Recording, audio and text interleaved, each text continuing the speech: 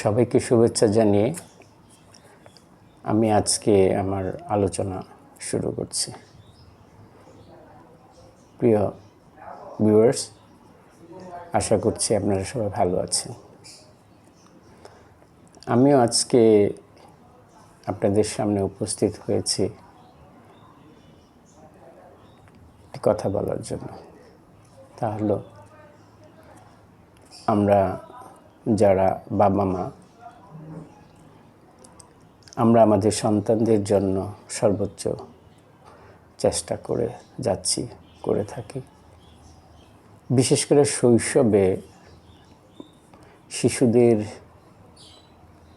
জীবন বিকাশের সবচেয়ে গুরুত্বপূর্ণ সময় হওয়াতে সারা পৃথিবীতে এই সময়টাকে বেশ গুরুত্ব দেওয়া হয়ে থাকে, যে কারণে প্যারেন্টিংয়ের উপর অনেক কাজ তারা করে। বিশেষ করে পাশ্চাত্য বিশ্ব প্যারেন্টিংয়ের ওপর তারা অনেক কাজ করে এবং গুড প্যারেন্টিং কিংবা পজিটিভ প্যারেন্টিংয়ের ওপর তারা বিভিন্ন কর্মশালা, ওয়ার্কশপ, পারিবারিক শিক্ষা, প্রাতিষ্ঠানিক বিভিন্ন আঙ্গিক থেকেই তারা এই প্যারেন্টিংয়ের বিষয়টি নিয়ে তারা কাজ করে। আমরাও সময়ের নিরিখে কিংবা আজকের এই গ্লোবালাইজেশনের পৃথিবীতে আমাদেরও এই বিষয়গুলো নিয়ে ভাবার সময় এসে গেছে। বিশেষ করে আমাদের পারিবারিক শিশু লালন পালনের যে কৌশল, আমাদের যৌথ পারিবারিক কাঠামো, সেই অবস্থাগুলো সময়ের প্রয়োজনে পরিবর্তিত এবং পরিবর্ধিত হচ্ছে।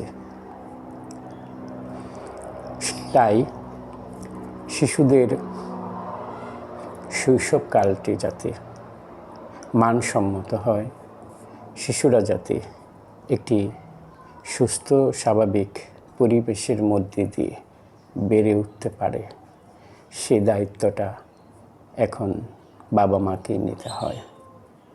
কারণ আমাদের এখন পারিবারিক কাঠামো অনেকটাই বাবা মা কেন্দ্রিক হয়ে উঠছে। তাই আমরা বাবা মা হিসাবে আমাদের সন্তানদের জন্য, বিশেষ করে তাদের সুস্থ বিকাশের জন্য যে বিষয়গুলো দরকার, সেই বিষয়গুলোর প্রতি আমরা বেশ মনোযোগী থাকি। শিশু লালন পালনের ক্ষেত্রে আমরা বাবা মা হিসাবে আমরা যতটুকু জানি, কিংবা আমরা পারিবারিক পরিবেশ থেকে, কিংবা আমরা আমাদের জীবনের বিভিন্ন পর্যায়ে শিক্ষা থেকে যতটুকু শিখি, তা দিয়ে যখন আমরা অভিভাবকত্ব অর্থাৎ পিতামাতা হিসাবে যখন আমরা আমাদের সন্তানদের লালন পালনের দায়িত্ব আমরা বহন করি, তখন আমরা চেষ্টা করি আমাদের সন্তানদের জন্য কোনটা মঙ্গল এবং কোনটা তাদের জন্য ক্ষতিকর।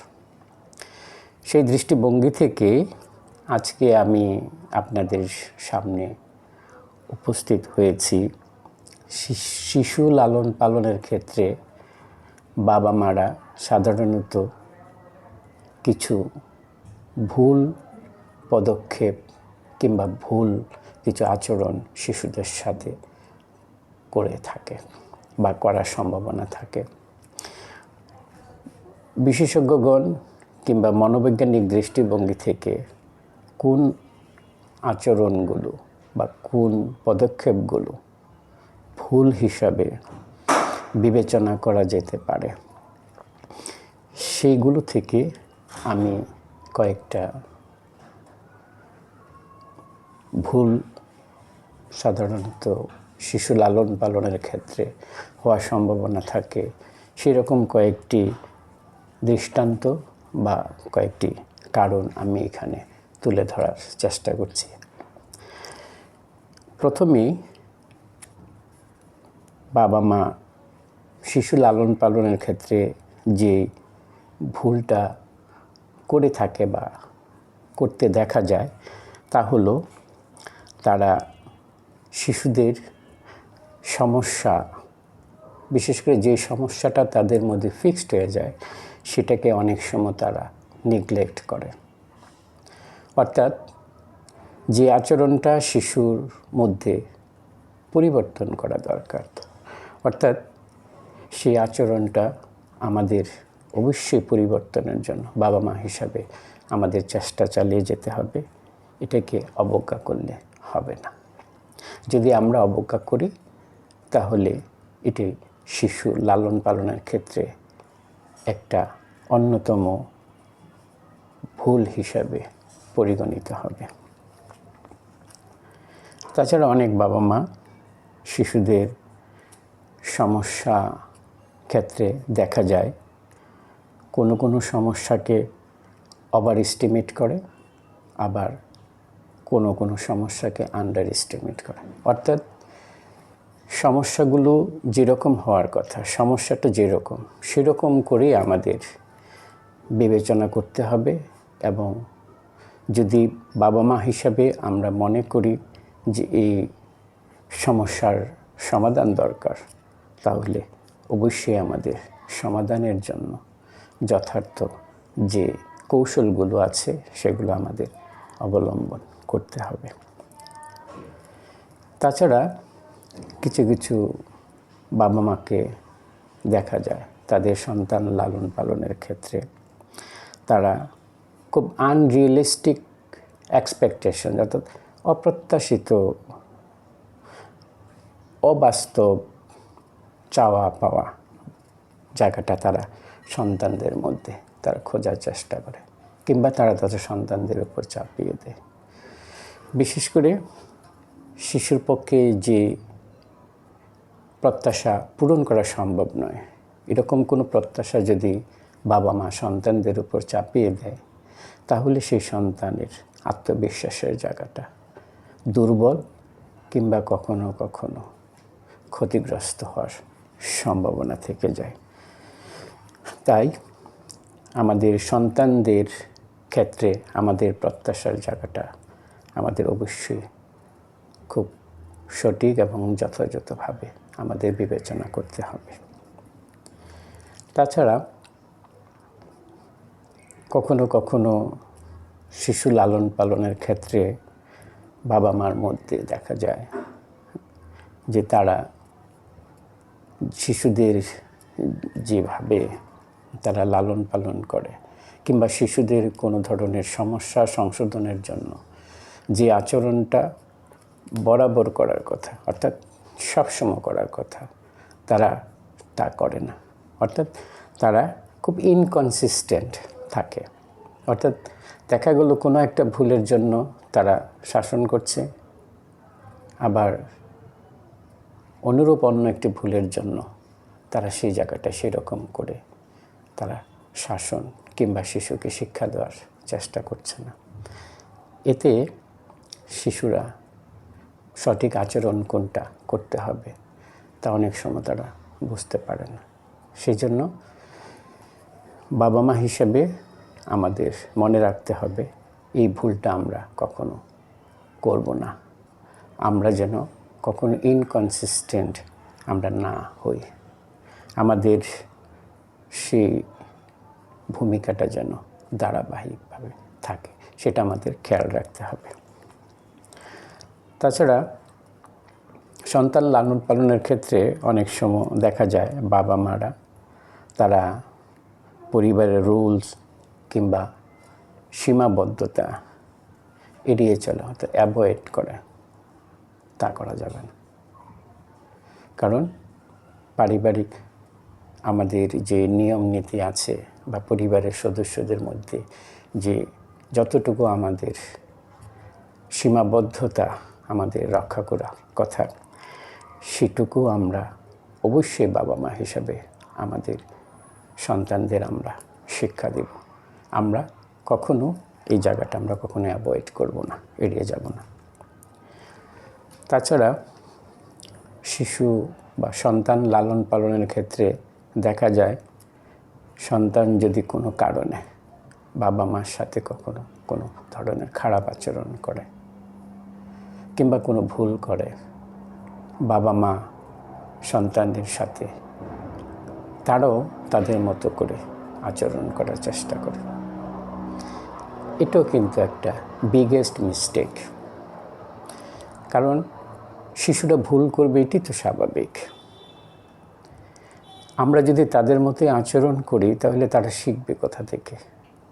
সেই জন্য আমরা কখনো শিশুরা যদি আমাদের সাথে যদি কোনো ধরনের এমন কোনো আচরণ করে যে আচরণটি গ্রহণীয় নয় কিংবা প্রত্যাশিত নয়, সেই আচরণটি তাদেরকে আমাদের ধৈর্য, জ্ঞান এবং দক্ষতা দিয়ে সংশোধনের চেষ্টা করব। তারা যেরকম আমাদের সাথে আচরণ করে আমরা সেরকম করব না। অর্থাৎ আমরা কখনো ফাইট ব্যাক করব না। তাছাড়া সন্তান লালন পালনের ক্ষেত্রে আরও যা দেখা যায় যে কোনো কিছু করে যখন কোনো ধরনের কৌশল অবলম্বন করে যদি শিশুদের কোনো আচরণ পরিবর্তন আমরা করতে ব্যর্থ হই বা সেটা যদি কাজে না লাগে, তাহলে সেই কৌশলটা আমরা পরিবর্তন করার জন্য আমরা চেষ্টা করি না। অর্থাৎ আমরা এই জায়গাটাকে খুব নেগলেক্ট করি কিংবা আমরা ছেড়ে দিই, হাল ছেড়ে দিই। তা করা যাবে না। অর্থাৎ আমরা যদি কোনো পরিবর্তন করতে চাই তাহলে সে পরিবর্তনের জন্য আমাদের সহায়ক যে কৌশল আছে, যে কাজগুলো আছে, আমাদের তা অবশ্যই করতে হবে। তাছাড়া অনেক সময় আমরা শিশুদেরকে উদাহরণের মাধ্যমে কোনো কিছু শেখাতে চেষ্টা করি। সেক্ষেত্রে অনেক সময় আমরা কোনো ব্যর্থতার মধ্যে দিয়ে আমরা তাদেরকে সেগুলো কখনো তুলে ধরার চেষ্টা করব না। অর্থাৎ শিশুরা যদি কোনো কারণে আমাদের কোনো বিষয়ে আমরা তাদেরকে অনুকরণ করতে বলি কিংবা কোনো একটা ব্যক্তিত্বের মতো আমরা তাদেরকে দেখতে বলি, সেক্ষেত্রে তারা যদি সফল না হয় কিংবা কোনো কিছু তারা করতে যদি ব্যর্থ হয়, তাহলে সেক্ষেত্রে আমরা তাদেরকে কখনো তিরস্কার করব না। আমরা তাদেরকে সহযোগিতা করে যাব এবং সাহস জুগিয়ে যাব যাতে তারা সে কাজটি তারা সফলতার সহিত অর্জন করতে পারে। তাছাড়া আমরা অনেক সময় লক্ষ্য করি, শিশুরা যখন কোনো সমস্যায় পড়ে আমরা বাবা মারা তাদেরকে সেই সমস্যা সমাধানের জন্য তারা যতটুকু না উদ্যোগ নেয় তার চেয়ে বেশি আমরা ব্যস্ত হয়ে পড়ি। এই কাজটি কখনো করা যাবে না। শিশুরা সমস্যা সমাধান করে শিখবে, বড় হবে। এটি হলো প্রকৃত শিক্ষা। অর্থাৎ আমরা বাবা মা হিসেবে তো অবশ্যই আমরা আমাদের সন্তানদের জন্য চেষ্টা করব, এটি স্বাভাবিক। কিন্তু তাদেরকে বড় হতে তো আমাদের দিতে হবে। তারা যাতে সঠিক এবং যথাযথভাবে বেড়ে উঠতে পারে। অর্থাৎ জীবন যুদ্ধে তারা যেন প্রতিটা সময়ের সাথে সাথে সেই কৌশলগুলো আয়ত্ত করে যেন তারা বড় হতে পারে, এই বিষয়ে আমাদের খেয়াল রাখতে হবে। আমরা যেন তাদের যুদ্ধে আমরা যেন জড়িয়ে না পড়ি। তাদেরকে আমরা একটু সুযোগ দেব, তারা চেষ্টা করে, তারা যেন তাদের সমস্যা কিংবা তারা যে জায়গাটায় মনে করছে যে তাদের উত্তরণ ঘটাতে হবে, তাহলে তারা যেন নিজেরা চেষ্টা করে সফল হয়, সেদিকে আমাদের একটু খেয়াল রাখতে হবে। তাছাড়া আমরা বাবা মা হিসেবে অনেক সময় আমাদের শিশুদের ক্ষেত্রে যে ভুলটা আমরা করে থাকি বা করার সম্ভাবনা থাকে, তাহলে শিশুরা যখনই কোনো ধরনের ভুল করে, সে ভুল আমরা ভুল থেকে তাদেরকে রক্ষা করার জন্য বা কোনো ধরনের সমস্যায় যখন তারা পতিত হয়, সেই সমস্যা থেকে তাদেরকে উত্তরণের জন্য আমরা ঝাঁপিয়ে পড়ি। এটাও কিন্তু ঠিক নয়। আমরা অবশ্যই আমাদের সন্তানদেরকে রেস্কিউ করব, কিন্তু আমরা তাদেরকে প্রথম ভুল করতে দেব। কারণ ভুল তখনই হয় যখন শিশুরা কোনো কিছু করতে চায়, নতুন কিছু করতে চায়, এবং সেই ভুল করে করে শিশুরা শিখবে। এবং এই জায়গাটায় আমরা অবশ্যই খেয়াল করব, এবং আমরা এই জায়গাটায় বাবা মা হিসেবে যে ভূমিকা রাখার দরকার, কিংবা বাবা মা হিসেবে আমাদের যতটুকু ভূমিকা রাখা উচিত, আমরা ততটুকুই ভূমিকা রাখার চেষ্টা করব। নয়তোবা আমাদের সন্তানরা শিখতে পারবে না। আমরা আরেকটি ভুল বাবা মা হিসাবে আমাদের সন্তান লালন পালনের ক্ষেত্রে আমরা অনেক সময় করে থাকি, তা হলো আমরা আমাদের সন্তানদের কথা শুনতে চাই না। এটা করা যাবে না। আমাদের সন্তান যদি আমাদের সাথে কিছু বলতে চায়, অবশ্যই আমরা তাদের কথা শুনব।